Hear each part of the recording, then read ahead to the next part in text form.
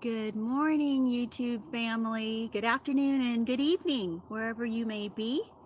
I'm excited to talk to you today. It's been 2 weeks since I've been on because I've been on travel. Oh my gosh. Okay, so I am back and I'm so happy to be back. It's traveling is great. Being around different people, different places, new places is so exciting and fun, but it's also so nice to be able to come home. So, you guys, I'm going to give you a few minutes to hop on. And in the meantime, let me see, I'm going to make sure that I have my Wi Fi on today. That will be helpful. There we go. Okay.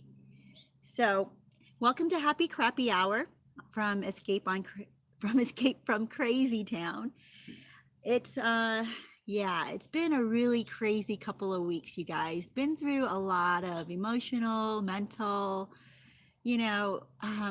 just deep thoughts, sorting things out, figuring things out, but also working things through with what's going on in my life right now. We came back and we found out that dealing with death, oh, dealing with death is not it's just strange, there's no right answer, wrong answer. I don't know that anybody has figured it out, and especially when you get to the point where you've seen death a few times, it starts to sink in deeper and deeper, and you start to question what's going on with your life, what's most important to you. You learn from the people who are experiencing the death in their family firsthand, the family members, the wife or the children, and you start to question your own um, beliefs about death. So, you guys, I'm going to give you a few more minutes to hop on. And so that was my crappy, in case you didn't catch it, was that my neighbor had passed away.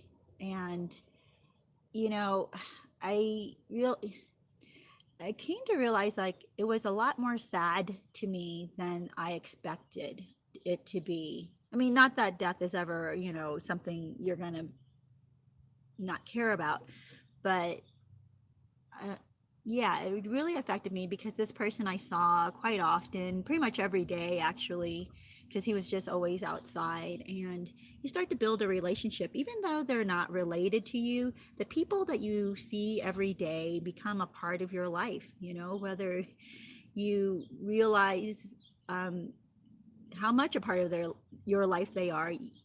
They just do, they become a part. And you start to miss them when they're not there anymore. So, you guys, that's my crappy. I'm still kind of dealing with it, still figuring it out. My happy is that I got to see quite a few people that I haven't seen in a long time in my travels. So that was really great. So, you guys, if you're coming on, I'd love to hear what your happies and crappies are this week. But our topic of the day, oh, Harriet, good to see you. Nice to meet you. Our topic today is 3 lies and 3 truths that we need to know after narcissistic abuse, or after we've dealt with toxic people in our lives, or after we have dealt with abuse in our lives.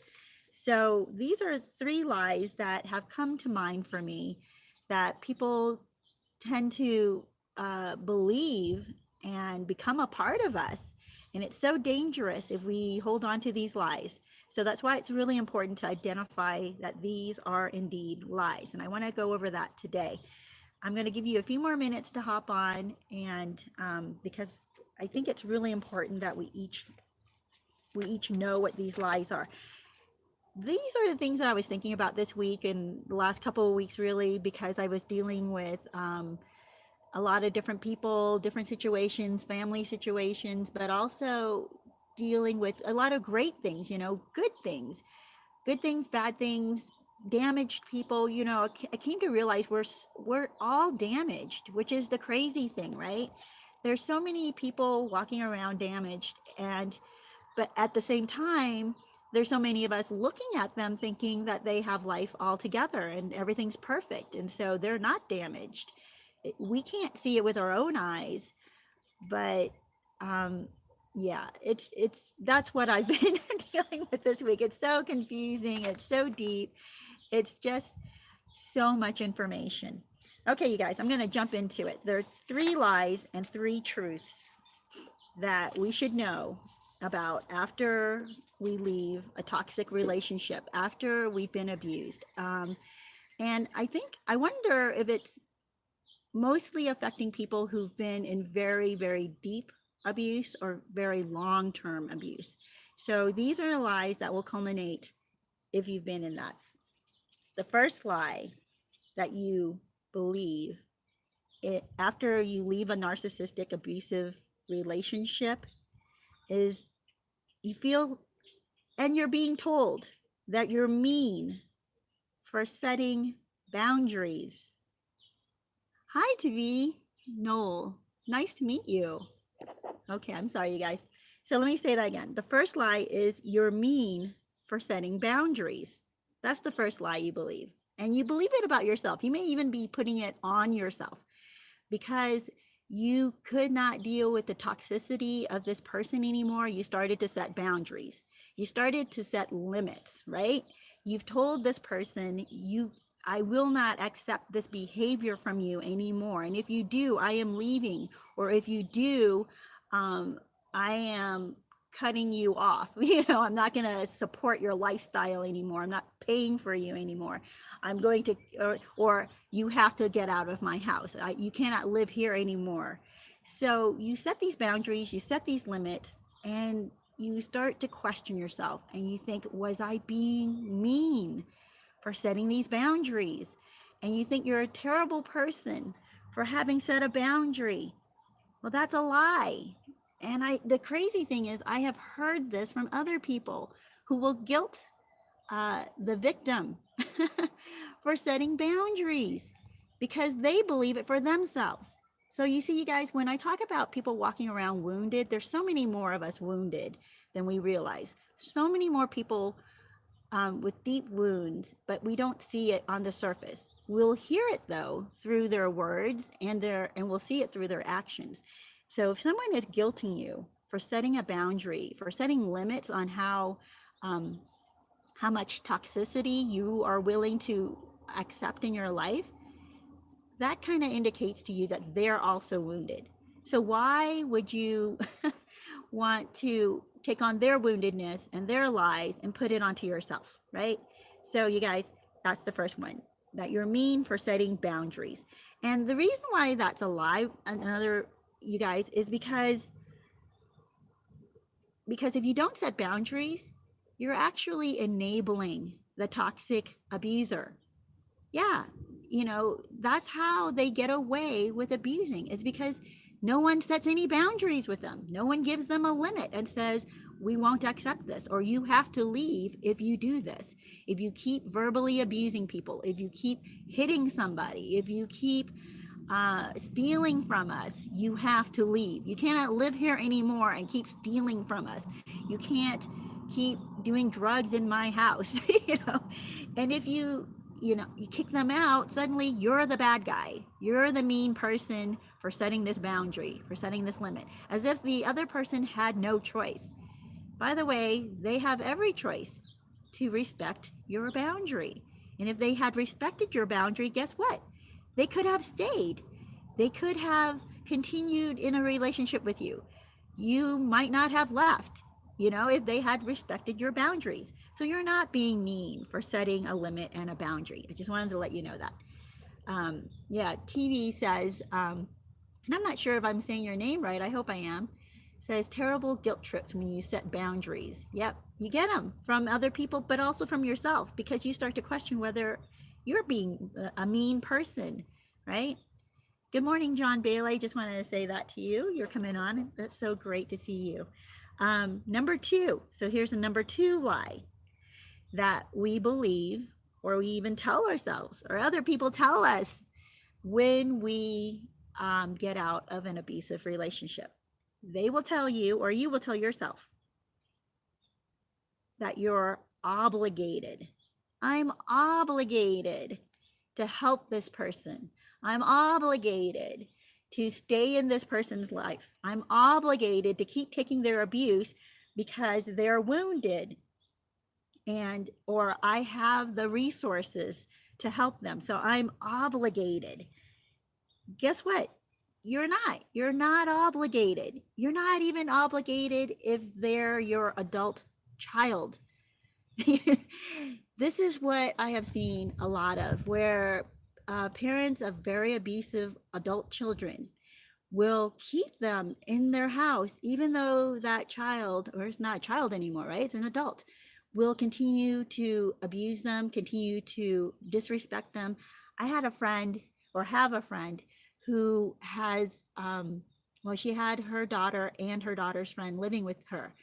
And she took on 2 jobs that I know of. And possibly, yeah, she worked a full-time job that she had to commute an hour, hour and a half one way. So each way. So 2 to 3 hours a day she had to commute for this job. And she also did one of those like Grubhubs or something like that, where she delivered food afterwards on the weekends when she wasn't working, or on the day she wasn't working. She would do that in order to support her adult child and her adult child's adult friend. And the 2 of them completely took advantage of my friend, who has this very, very sweet, tender, soft, caring heart. And my friend felt so guilty about possibly telling them to leave. Now, she definitely didn't want her to tell her daughter to leave. And she, and I'm not going to judge here. This is her daughter, and she doesn't want to put her daughter out on the street. And I understand that. But enabling that person, not requiring her to get a job, not start taking or charging a rent, even as much as $50 a week. That's nothing. $50 a week. That's just to contribute to the food that she's feeding these 2 women, right? What about, putting some money towards the utilities? How about them pitching in and doing chores, right? That was not happening. So you're not obligated just because you know them, right? Just because you are capable of taking on a second job, maybe a third job to support them, you're not obligated to do that. But, a lot of times people believe they're obligated because I know this person, because I know they can't find a job. Well, guess what? It's not that they can't find a job. They won't find a job. There are jobs out there. It may not be the job they want, right? And by the way, one of them did have a job. She just wouldn't show up. She kept calling in sick. And then using the excuse, well, what am I supposed to do if I'm not feeling well? I'm not, I shouldn't be going into work if I'm not feeling well. Guess what? The reason you're not feeling well is because you stayed up till 4 o'clock in the morning watching Netflix. That is not an excuse to not show up for work. Well, of course, she got fired from this job that was handed to her. So, you're not obligated to keep these people on your payroll. You're not obligated to feed these people. You're not obligated, even if they're your family, right? This is the sad part, because family will use that connection, that relationship to guilt you into believing you're obligated because you're related. You're obligated. Anyway, you guys, that's lie number 2. So bad. Lie number 1 was, if you missed it, was you're mean for setting boundaries and limits and telling somebody they're required to stop using drugs in your house, for instance. They're required to clean up after themselves. They're required to not call you filthy, foul names, right? They're required to treat you with respect in order to stay in your home. But you're mean if you kick them out, and for setting these boundaries. That's the lie number 1. Number 2 was you're obligated because you know this person, because you're capable of taking on 2, 3, 4 jobs in order to support other people. You're obligated to do this. And the answer is no, you're not obligated, by the way. They're obligated. They're obligated to get off your couch and find a job. They're obligated to pay you a rent when you tell them they need to pay part of the utilities, or they need to chip in for the food, or they need to chip in for the mortgage, right? Or the rent. So why do you feel that you're obligated, but they're not? That's another lie, number 2. Number 3, the third lie. Now let me get to that. I want to see writing actually about these first 2. TV says, I changed my YouTube name because of NARC. Oh yeah, totally understand that. And I do encourage that, because you don't want to be known for the, if you're still caught in the narcissistic web, or they're stalking you, or they're pulling you into a court case, a custody case, or anything at all. Yeah. So good to see you guys coming on. Jihad, good to see you. Good morning. Let me see, my blonde moment, cuppeth spilleth. I like your title. Good morning. What if they do all that to you and you still help them? My mom, I moved away, made a new life, but then she ghosts me, blocks me, makes up reasons, and that pisses me off. She talks to my siblings. Oh yeah, and it's going to happen. If they do this to you, you're still not obligated, right? You're still not mean for cutting them out. Or you're still not mean for not entangling yourself with them anymore. You have to keep living your life. Don't go into the fight with them, though. They're going to want to pick a fight because they're mad at you for not giving in to them. They're mad at you for not allowing them to control you anymore. They're mad that you're not supporting them anymore. They're just mad at you because you're not enabling them anymore. So let them be mad. They're going to smear you. They're going to tell lies about you. They're going to twist the story to make it seem like you kicked them out for no reason whatsoever, and if your siblings believe that, it's very sad. I would hope that, you could open the channels and say to your siblings, if you really want to know the other side of the story, I would love to talk with you. But be careful, because sometimes your siblings may be under the spell of the narcissistic or toxic person, and they believe everything the toxic person tells them, because for one, they may be getting attention from that toxic person. They may be getting some kind of a pat on the back or encouragement or something like that from that toxic person. So they're going to want to believe the toxic person over you. So as much as you can, you have to just live your own life and do what's right for you and the other person, which is you don't enable them, but you don't have to be mean to them. You don't have to smear them. You don't have to gossip about them. You don't even have to talk about them at all. You just, and try to say good things for them and wish good things to them, right? Towards them. I've said this on my other videos too. And some people have gotten upset, like, why would you wish a narcissist well? Why would you want that? It's for you, because you're a good person. That's why you just want to wish them well. We know things are not going to go well for them, but the act of just simply wishing them well frees you to move on and to not be caught up in their crazy toxicity, you guys. So, yep, TV says she wouldn't stay in a job. Yep. Yep. And when my daughter was a narcissist, when boundaries were put, my daughter was a narcissist. When boundaries were put, she left. Yeah, and that's what narcissists do. They don't like limits or boundaries, and they'll leave, and they'll call you mean. Okay, I want to move on to lie number 3, you guys. Lie number 3 is you're bad for giving up. Yeah, people will tell you, I can't believe you just gave up on that person. And in fact, I remember this happening to a good friend of mine. Oh my gosh. And I think I've talked about this narcissist before. Not my friend, but my friend's very good friend. They were friends since middle school or something like that for many years. And this friend just got to the point where he was, not my friend, but my friend's friend, was just getting very dark in the way he was behaving. And sorry, my umbrella is twisting here and making creaky sounds. The wind is picking up, you guys. Hey, and I don't know if you noticed this, but I set a chair for you. This is your spot right there behind behind Oscar Bobo in that little chair. Or not so little, but this chair. So welcome to Happy Crappy Hour, and I hope you're settling in. I'm sorry. I'm just getting distracted because of this wind is blowing this umbrella and I'm holding on to it. But so back to the story. So this guy, he just got so dark in his mind that he was spouting pretty violent things towards an ex-girlfriend of his.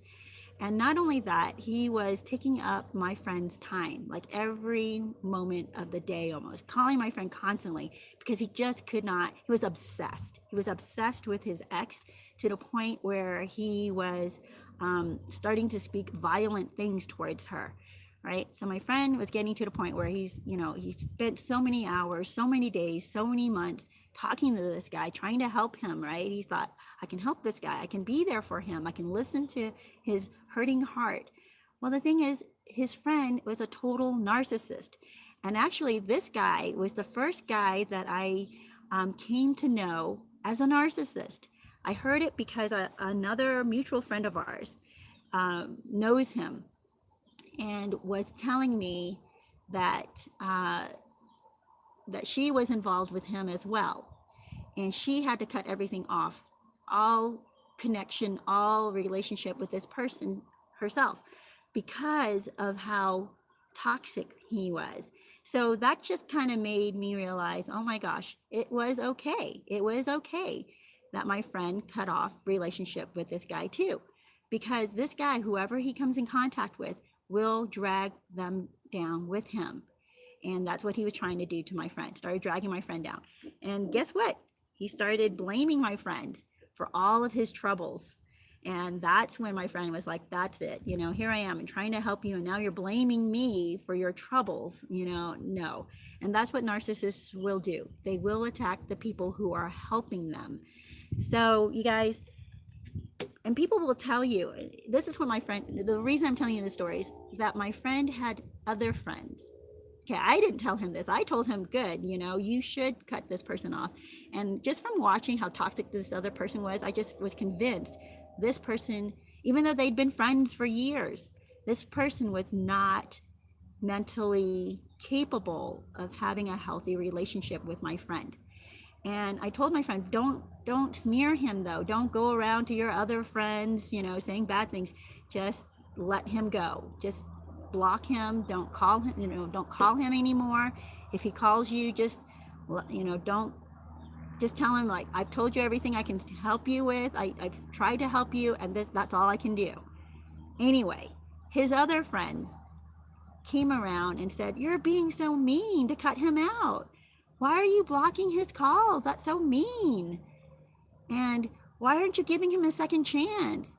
And, you're being a bad Christian. Christians are supposed to forgive. And yes, Christians are supposed to forgive, but they're not supposed to continually endure abuse. And when they realize they cannot help this person, and especially a toxic narcissistic person, when you realize you cannot help them, it's okay to cut them loose. It's okay to do that. But people will say you're bad for giving up or walking away. So those are our 3 lies I wanted to share with you. That you're mean for setting boundaries, that's a lie. And that you're obligated because you know them or have known them for years, or you're related to them. So you're obligated. You're the one who's obligated to take on 3 jobs to support their lifestyle while they sit on your couch. No, you're not obligated. Or you're obligated to keep taking them back when they've cheated or lied on you, cheated on you or lied to you multiple times. You're obligated to take them back. You know what? You're not. They're obligated to change. You have to realize that they have responsibility over themselves. You're not responsibility for their well-being. You're not responsible just because you're capable. You're not responsible. And here's the deal. They're capable too.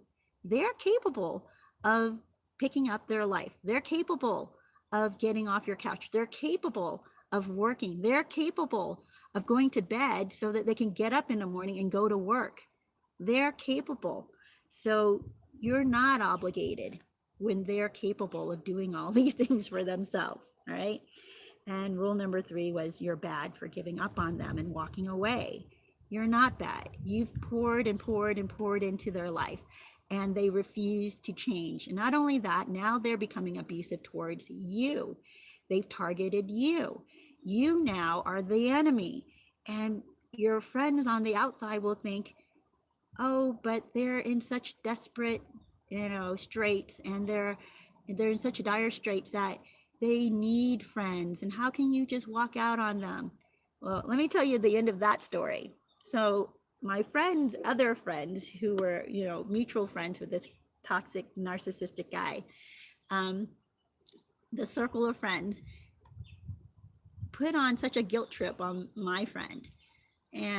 But he stood strong. So I'm so glad for that. And I helped him to stand strong because I kept telling him, no, you're not doing the wrong thing. You're doing the right thing, and you're not being mean, and I'd ask, are you saying mean things about him? Are you spreading rumors, or are you gossiping about? No, none of that. And when they were invited to a mutual, friends party or gathering or whatever, my friend had no problem, interacting with him. He had no problems like being kind, being respectful, being nice. He just didn't want that super closeness that they had anymore, because that super closeness became a channel for that narcissist to hurt him and to start to attack him. And not just that, but require and feel innate, and I was entitled to my friend's time. Like, he wouldn't let my friend sleep. He would call him all hours of the night with his troubles. So anyways, you guys, the end of that story is that the circle of friends took this narcissist on more since my friend stepped out of the picture. So the others started taking on this guy more. Turned out that one by one, each of them started to be attacked by the narcissist. And each one of them, one by one, had to remove themselves from the narcissist's life. Yeah, that's what happens. So, but before that happens, your well-intentioned friends may be telling you you're bad or you're mean for giving up on somebody. Those are the 3 lies, you guys. But here's the deal. There are 3 truths too that have come to me because I've been reading stories, I've been listening to stories, I've been hearing people talk about their issues with narcissists and being a victim of abuse.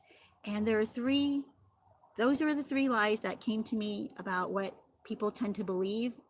And then there are 3 truths that also came out. And I want to share that with you. But before I do, let me see what some of your comments are. Let me see. Okay, Dora, good to see you, says, no, I understand the narc is mentally ill, but I refuse to put up with their behavior when they are not doing anything to get better. Exactly. You're not required. They may be mentally ill, but they also still have the power of choice in their life. Just like an addict, right? Still at some point will hit so far rock bottom, so far down, they will go so far down that they will finally turn their life around. Same thing with a narcissist. They do have a choice. They may not be capable of empathy, but they have a choice, but they know what's right and wrong, by the way. They do know and understand what's right and wrong. And so they have, I watch these crime shows, and in there, you don't want to ever say, oh, well, the murderer didn't have a choice, unless they're found insane. But most of them are not insane. They just choose, right? They choose the worst possible path that destroys other people rather than fix themselves, rather than do what they know is right. Like, they know not to hurt another person, but they're going to do it anyway. Yes, they are. I would agree with you about that. Don't put up with that. So you guys, let me see. Mike Smith, good to see you. Yeah, and TV says, I was told I'm evil for giving up. Yeah, isn't that ridiculous? You will get a guilt trip by sometimes well intentioned people.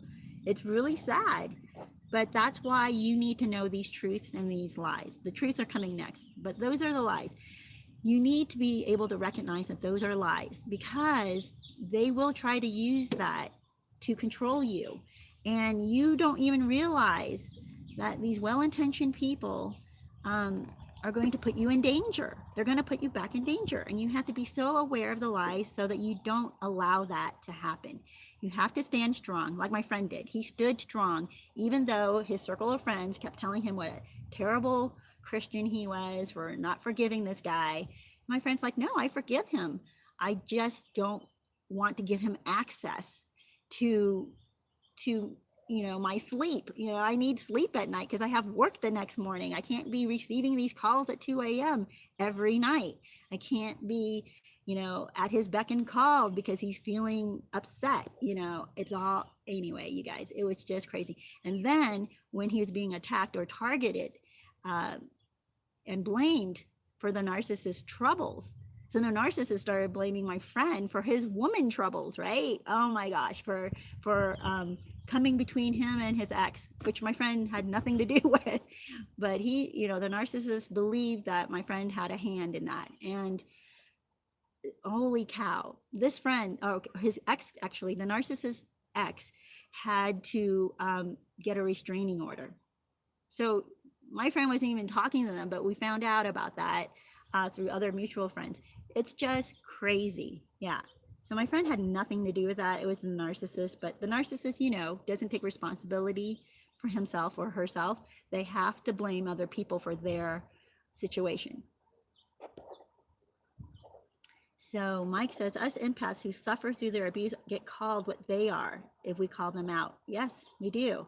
And these are the lies. These are the lies. Mike says, narcs also steal friends from you and leave you isolated.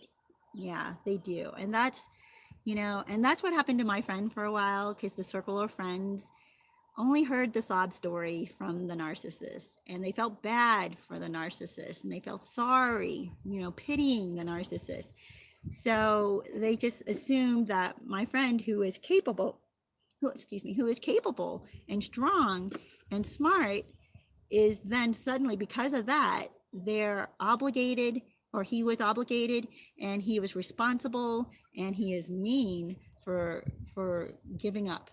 And none of that is true. Those are all lies, you guys. And you will hear that. You will hear that from even your family or your closest friends. Let me see. When they play the victim, what if they have an illness? Yeah. Or they play the victim. Yeah, they do. And they will. They'll say, I can't help it. I have an addiction. I'm, to alcohol, and I can't help this. You know what? Yeah, they can. There's so many programs out there to help them. And there's so many people who are well equipped to help them, but they're not willing to have those people come into their life. The people they want in their life are the enablers. They want to keep enablers in their life, people who will believe their sob story. Because the programs out there to help addictive people, by the way, addictions, to help people get out of their addictions, those programs and those people who are capable of helping will not fall for the guilt trip, will not fall for all the lies, will not fall for the manipulation of the addict, because they most of the time have been addicts themselves, so they know what that's all about. And that's why narcissists don't want to be around those people. They don't want to take responsibility, and they don't want to be around people who require them to take responsibility. Yeah, they flip the script. Yep, they do. So you guys, let me go on. Oh, Crystal, good to see you. It's been a while. Says, yeah, mom is guilt tripping me because I put up major boundaries with my sister. Yes, she's got a glitch, Crystal. She's your sister. I'm the mean one now. She walks all over everyone. Exactly. All these people are enabling her. If you can imagine going to a rehab center and calling the workers at the rehab center, the counselors at the rehab center, mean for not for not believing the addict's lies, for not giving into the addict, for not enabling the addict. It sounds ridiculous, right? But this is what's happening in real life, in a real setting, right? Right in your neighborhood, or right in your family, or right in your house. You're experiencing what happens in a rehab where it doesn't even make sense that they would call you mean for setting these limits and requiring the narcissist to take responsibility for themselves. Yeah.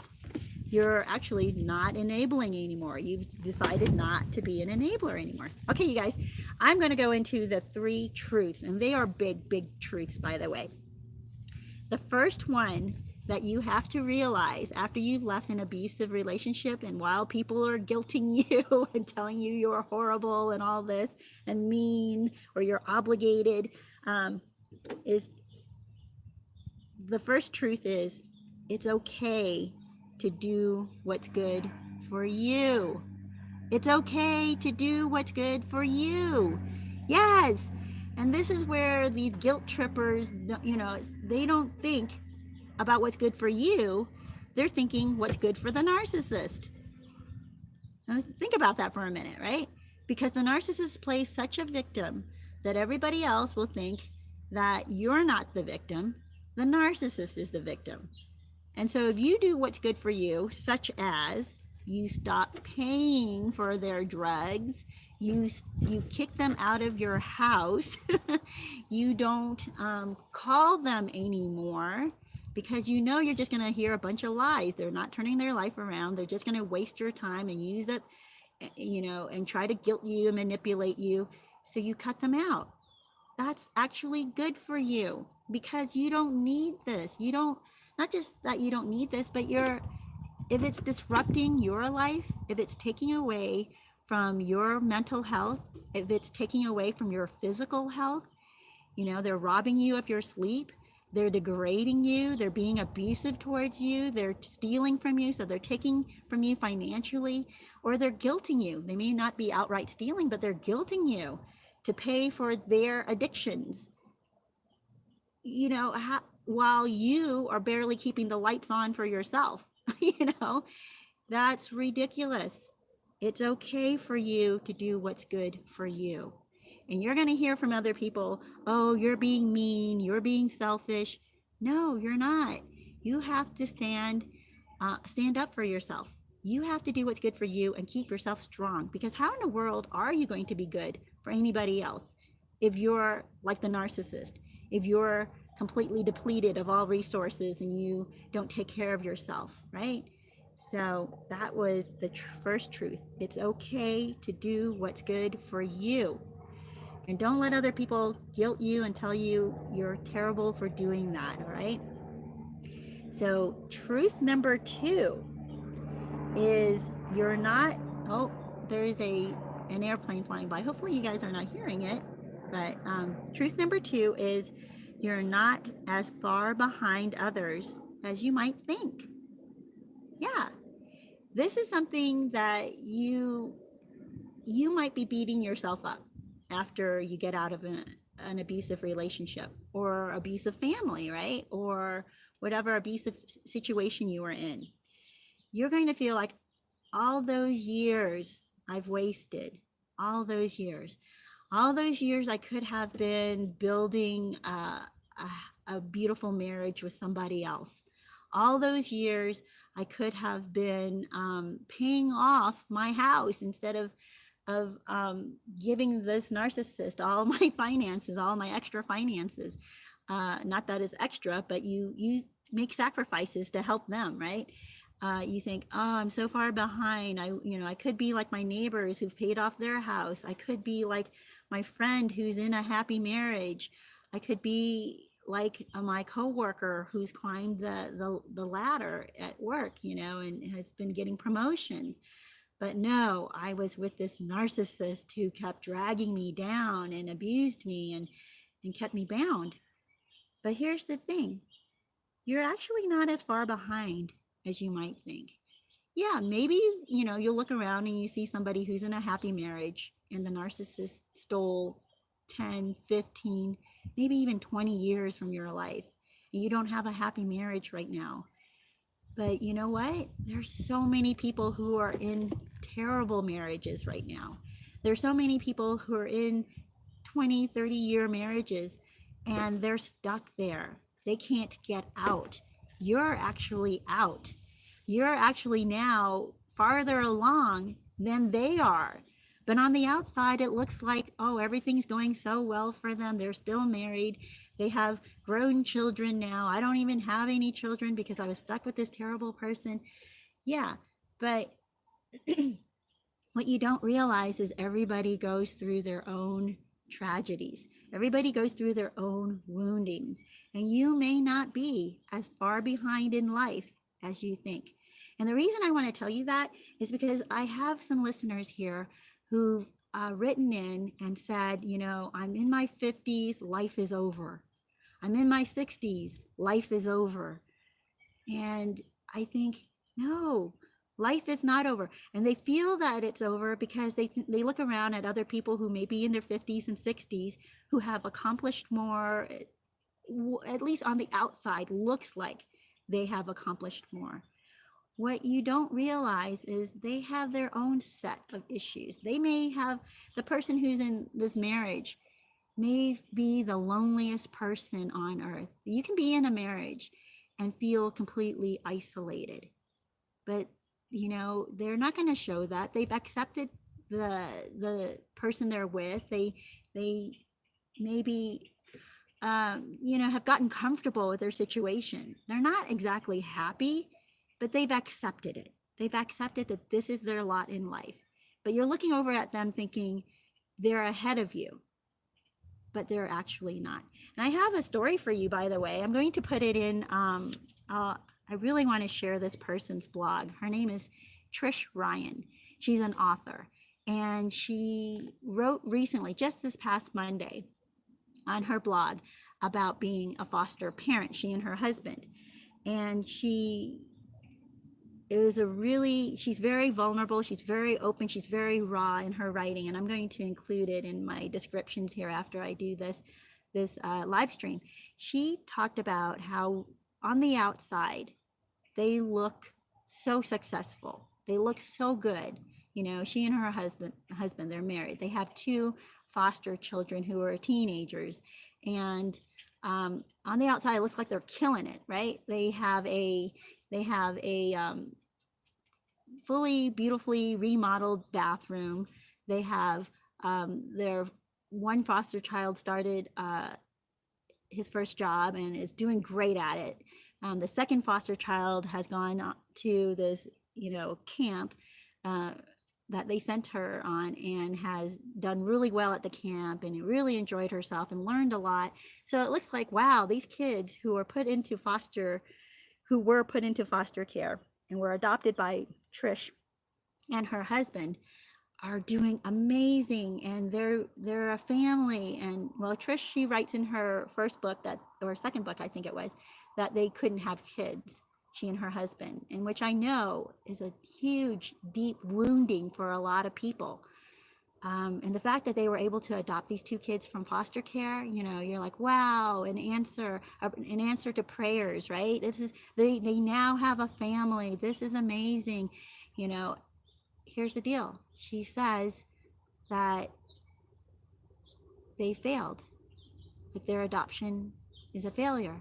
Or I don't want to put words in her mouth, but she wrote it in a way that showed you that even though on the outside it looks like everything's going great, on the inside they've been imploding. On the inside, it hasn't been working because these kids, she came to realize these kids didn't want to be in foster care, right? And no kid in foster care wants to be in foster care. Oh, wait. Actually, yeah, I have not heard, you know. Yeah. She says that her kids did not want to be in foster care. They didn't want to be put in the situation they are. And not only that, they don't want Trish and her husband to be their parents. They don't want to be a family. And that just crushed her, right? They've spent 4 years, almost 5, I think, raising these kids through the most difficult times. It's the early teen years, not just the early teen years, it was the middle school to teen years, okay? They spent this time where not just foster kids, but just kids in general in well-established, healthy families go through identity crises. And so Trish says that, it's just hurting her so much, her heart. But she realized that, what? It's so cool what she says. She realized that had the foster care system told her and her husband that, look, sometimes these children, or a lot of times probably, these children who come into foster care, they don't want another family. And what the foster parent should do is help the child, just come alongside them. You may not be their mom. You may never be their mom. They may never want you to be their mom. They may never even want you to be a parent or connected to them. But your role as a foster parent is that you're going to try to ease them through this very difficult time in their life. You're willing to be there as a crutch for them. And anyway, she writes it more beautifully. I'm going to add it in here. And one of the things that came to me as I was reading this was that she probably feels like she's behind. She probably feels like, 4 years and I'm behind. But I want to tell her that even in non-foster care situations, even in biological families, they deal with this, right? She may be looking around at other families, and not that I'm saying she is, but she might feel this about herself. She may look around at other families and think, they're so much farther ahead than I am as far as family goes. But what she doesn't understand, or maybe she doesn't know, is that other families that she's looking at are having their own internal struggles with their biological children who don't want their parents, who are mad at their parents, who are cursing their parents. So no matter where you are, you might feel like you're so far behind. But what you may not realize, the truth is, you're not as far behind as you think. And in fact, in some cases, you're farther ahead because you have figured out some things. Okay, you guys. So that's truth number 2.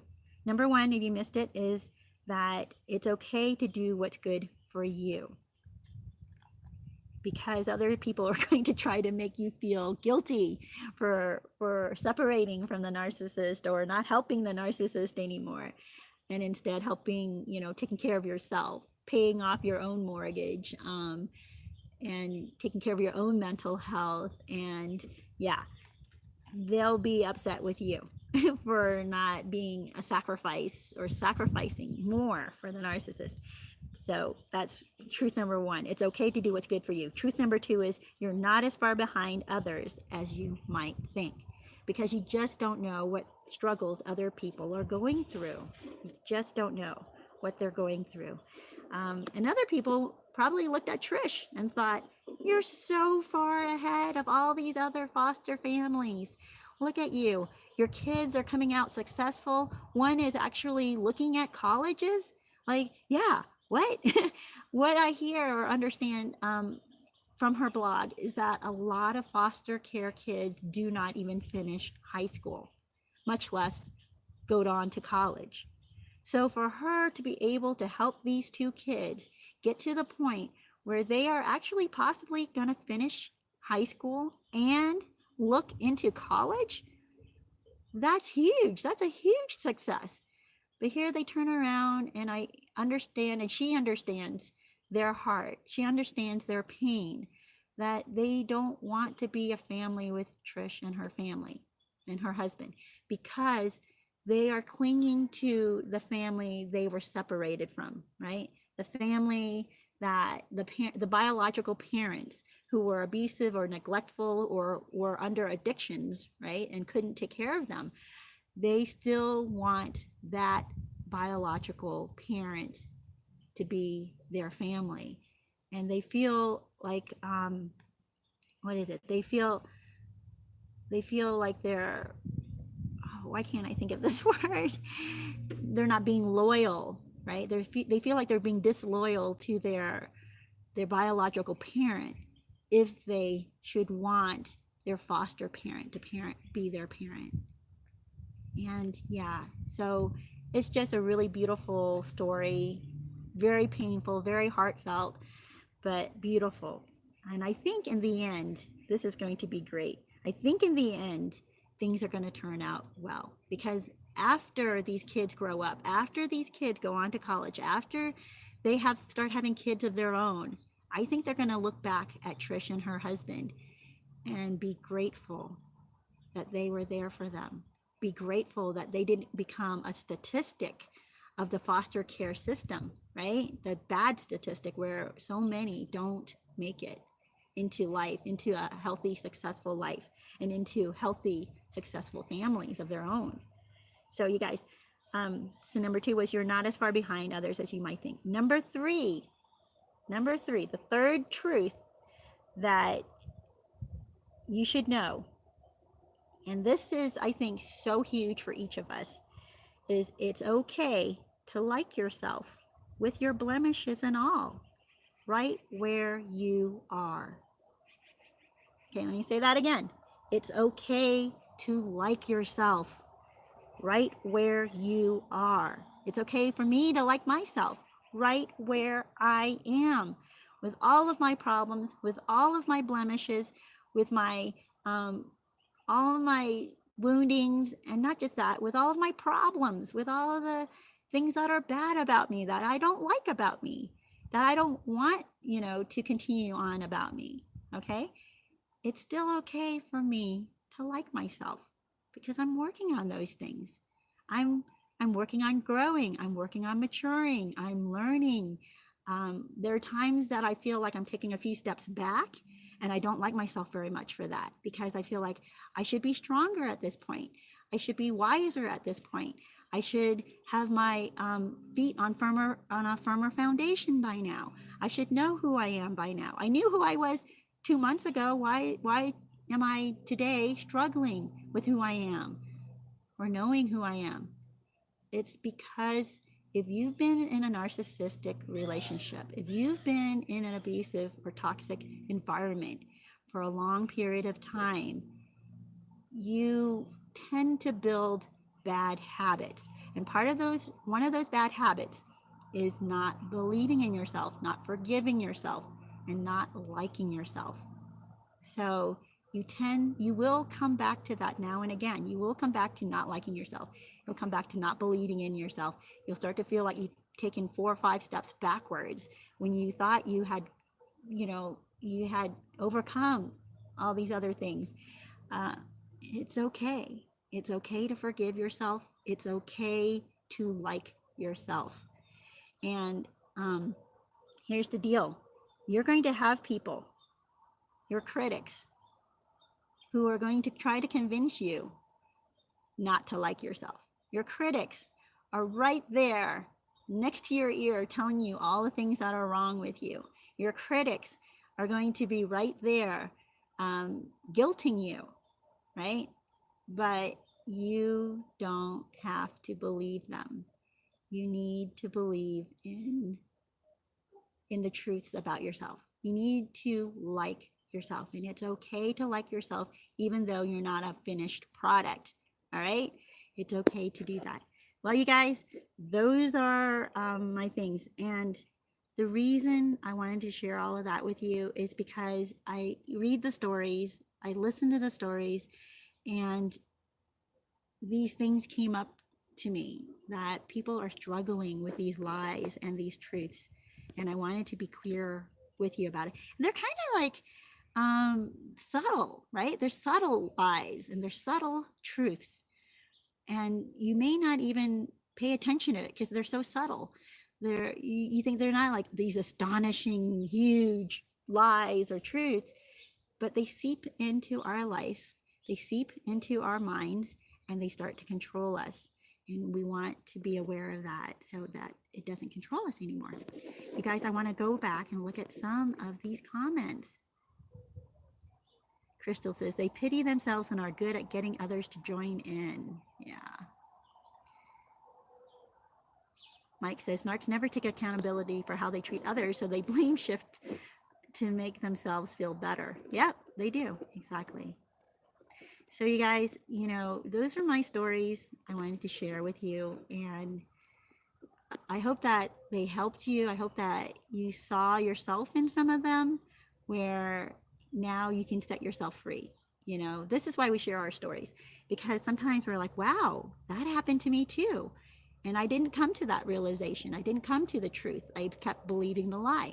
But now that you see yourself in somebody else's story, and you don't want that lie to continue in that other person's story, you're not going to want that lie to continue in your story either. Yeah. TVA says ex-narc hated rehab. They apparently abused him. Exactly, right? And anybody who sets boundaries on a narcissist is considered to be the abuser, which is ridiculous, totally ridiculous. Because you don't enable them anymore, suddenly you're the abuser. And it's not abuse. Oh my gosh, I have come across that so much in my own life where there are narcissists in my life who wanted me to help people who didn't need help. And I'm like, what? That doesn't even make sense. And that narcissist never even cared about me. And I was like, this was when I was younger and becoming an adult, and I just didn't get it. I thought, well, this adult must know better than I do. So what they are saying might be right.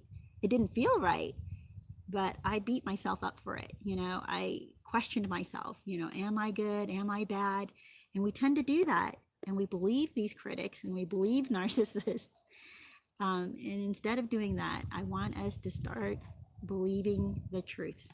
I'm going to give you guys a recap of the truth here at the end, but let me go through some of these comments. And we're coming up on our hour, you guys. It went by so fast.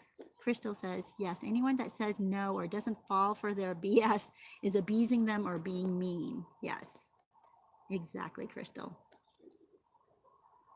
Let me see what you guys, God wouldn't want us to be abused, I'm sure. Yeah.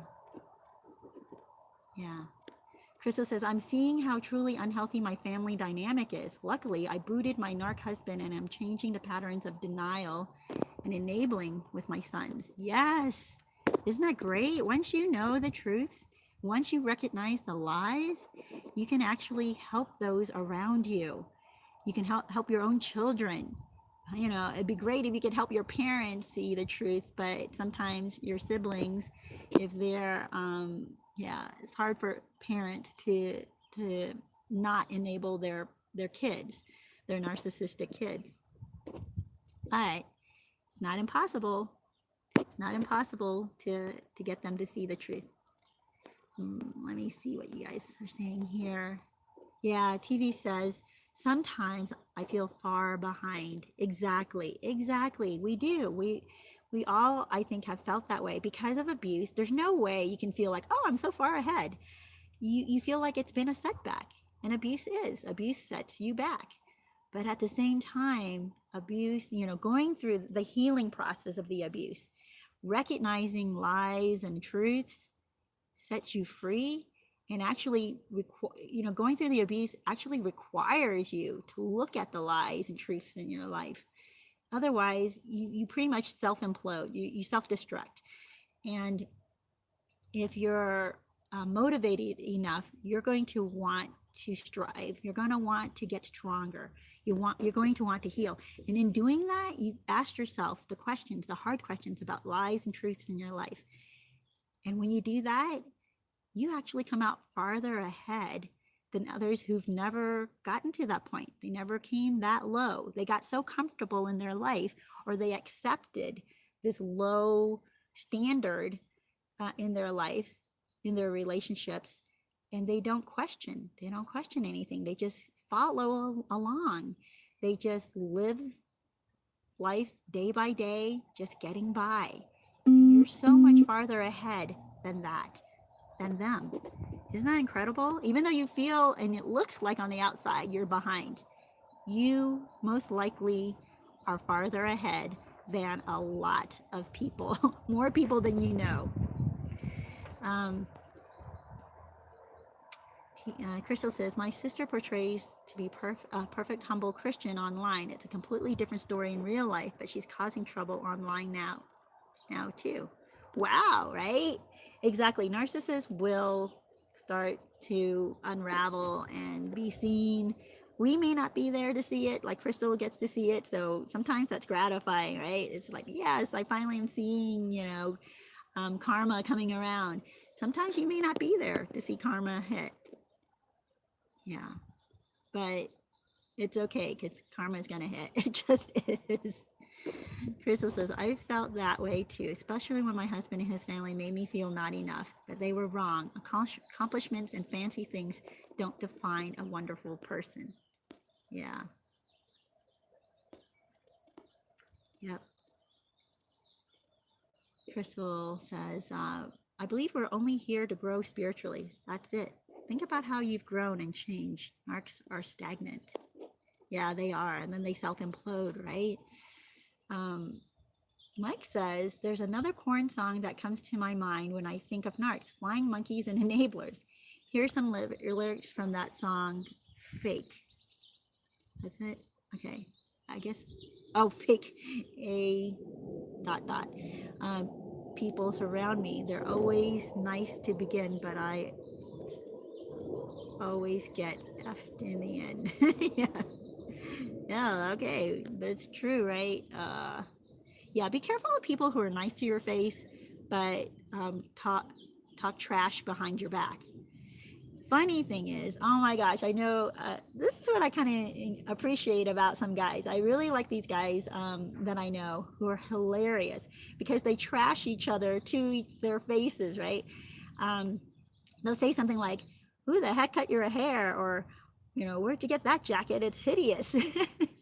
Now they say that not in a mean way. They say that because they're honest with each other, but they also they have very thick skin with each other. Okay, they have a great time with each other. They have a great time, kind of like razzing one another to their faces, right? But behind their backs, these guys talk kindness about each other. Behind their backs, these guys say good things like, "Ah, this is the best guy you'll ever meet," or "This guy is such a humble, kind, smart, wonderful person." So that's what you want. You want people who are willing to talk trash to your face, and you should be, be thick-skinned enough to take it, right? Like, "Oh my gosh, what the heck?" or "That's a giant pimple on your face. What happened there?" Just because someone says that to you, and if they're kind and they love you, they're just teasing with you, they're joking with you, but they know you and they love you and they are always looking out for you and they have your back. That is so much better than somebody who sweet talks you to your face and then behind you smears you, right? Which is what narcissists do. Crystal says, I know I'm a good person and treat people well. I never set out to do harm. I couldn't do one thing the narc did to me. Yes, I agree with you about that. Most of us can't. We're not built like that. But a lot of people around us try to make us more like the narc. We have to resist it. And everyone is on their own path. Crystal says, never ever compare yourself to others. Yeah. Oh, Karen, good to see you. Says, I've been missing your live videos on Thursdays. So glad I could make it, even if there's only a few minutes left. I love your videos. Thank you so much. I appreciate that, Karen.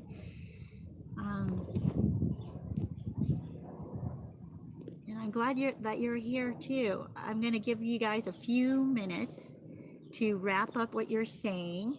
Crystal says, LOL, me and Escape are always on the same wavelength. Oh, I'm so glad, right? I know. I read so many of your comments, Crystal, because I'm like, yeah, that's right. That's good. So I really appreciate you coming on here. I appreciate each of you guys. You bring so much to these videos. You bring so much to the conversation. And I appreciate you sharing, being willing to share your experiences. Yeah. TV says, I'm getting there, not quite yet. And Karen says, backsliding. Yeah, and we will. We all backslide. Don't worry too much about that. Just keep getting up. Just keep forgiving yourself. And don't forget to like yourself. It's okay. Oh my gosh, you guys, I was feeling really down the last few days. Probably because I was on Facebook. I don't know why. It's like, and I had to get on because I have family on Facebook that I wanted to keep up with. Like, people are having babies and people are getting engaged, and I'm like, oh, I'm missing out on everything. And people are traveling like to all ends of the earth in my family, and I'm missing out on what they're doing. And I felt like I want to stay away from Facebook because honestly, I don't like it. But when I stay away, I feel like, oh, I'm not staying caught up with everybody, because the rest of my family, the rest of my cousins and aunts and everybody else, right, are communicating back and forth, and I feel like, oh, I'm missing out because I'm not seeing what they're doing, I'm not involved, I'm not commenting, I'm not in the same conversations with them. Anyway, so I got on Facebook so that I can get reconnected and like their photos and say congratulations and be part of the conversation, right?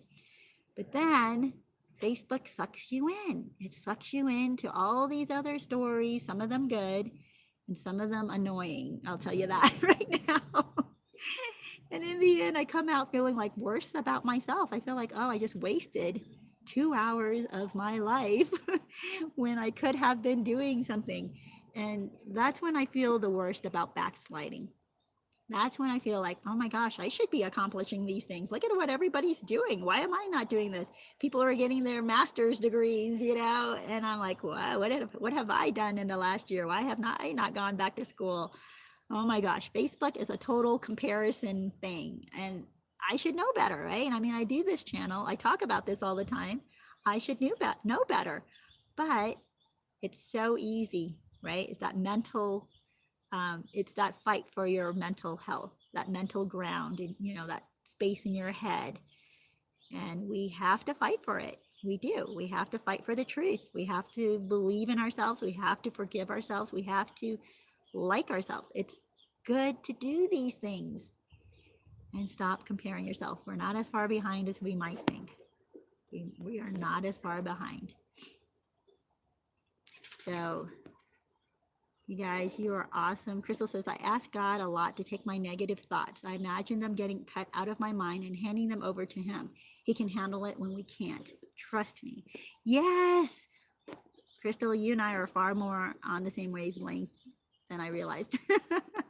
I do that too. It is really, really helpful for me to do that as well. I hand things over to God. Those who don't believe in God, that's why I also have this channel, to try to show you the truths that, maybe you don't go to God for it, but they are still truths, right? You guys, Sunny Cloud, good to see you. It says, once you know, you go. Oh, let me see. Sunny Cloud says, working on me not dating for a while. I believe the 75% population are narcs or cluster Bs. Saying no to everyone who is toxic and grounding myself, but felt so lonely sometimes. Yeah, it is. And what we need to do though is, I just started reading some other comments and forgot. What we need to do is be aware that people have growing to do. Not everybody is narcissistic, right? I guess there are a lot of cluster Bs though. All of us have woundings and we all need to grow up. Some of us more than others, right? Some have grown up faster than others, and that's great. So recognize that it's good to start bringing the people who've gotten to that level of health, mental health, psychological health, emotional health. They've gotten to the point where they can be good friends now, and this is a good time then to be in their life and to include them in your life. I have a few friends like that right now, where we have very good friendships in that we are not disrespectful towards each other. We've gotten to the point in our lives where we've gone through all of this abuse, a lot of trauma, and we just don't see how bringing that trauma into our relationship with each other would help. So we self-regulate. We're respectful towards one another. We listen to one another. We care in a very healthy way, in a non-imposing, non-expecting, non-guilting way. It's really great once you find other people who've gotten to that point. And that's why I created this live stream. And I haven't stopped doing the live streams because I want us to have that community here where we're not going to disrespect each other. We're not going to yell at one another. We're not going to call each other names. What is the point of bringing that trauma into our relationship, right? And we're not going to do that. We're going to keep it healthy and strong and help one another. It is so good. So good, you guys. Well, you guys, John Marie Rock, good to see you. I'm about to get off though. Crystal says, yep, Facebook comparison 101. Oh, I hate Facebook, but how do I stay connected to my family? Okay, I'm going to do other things to try to stay connected to them. Oh, like maybe call them, right? Phone calls, what we used to do. Yeah. So you guys, I am so glad that you guys joined me today. Many, many blessings to you. Let me recap for you the 3 lies and the 3 truths. Because I did say I was going to do that. And then I'm going to get off in about 4 minutes here. Lies. The 3 lies are: you're mean for setting boundaries. That's what people will tell you. How dare you set a limit on these narcissists in your life? How dare you set a boundary? You're being mean for saying no. You're being mean for kicking them out of the house. You're being mean for requiring them to pay part of the rent. That's not mean. That's a lie, right? Okay.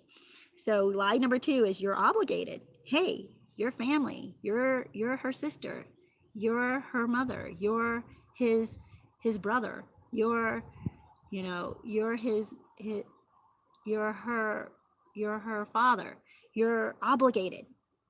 You've been friends for 10 years. You're obligated. You're required to help them, to stay in their life, to keep doing, keep enabling them. You're obligated. It's what other people will tell you. These are your obligations because of time, because you're familiar with them, because you're capable, because you have the money. You're obligated to take actually a second or third job. No, you're not obligated. That's a lie. Number 3, the 3rd lie is you're bad for giving up or walking away from the narcissist, right? They're going to tell you how bad is that? How you gave up on somebody? You're a terrible person. Yeah, that's a lie. You're not terrible for walking away from them. They're terrible for not making the changes and respecting the limits or boundaries or taking responsibility for themselves. They're the ones who, I don't want to say are bad, but yeah, if you want to put a label on somebody, it shouldn't be you. You're not the bad one. They're the ones who need to take responsibility for themselves. And you're not bad for giving up. They gave up. They gave up on themselves. They gave up on doing the right thing. They gave up and walked away from respecting your boundaries. Okay? They're the ones who walked out on you because they refused to be respectful of you. They refused to treat you well. They're the ones who gave up. Okay? So that was lie number 3. Truths. The first truth was it's okay to do what's good for you. You don't have to feel guilty for taking care of your own finances. You don't have to feel guilty for paying off your own car instead of giving your money to a drug addicted relative, okay? Your drug addicted brother. You don't have to feel guilty for using that money to pay to take yourself on a vacation even, okay? You deserve it. You worked hard.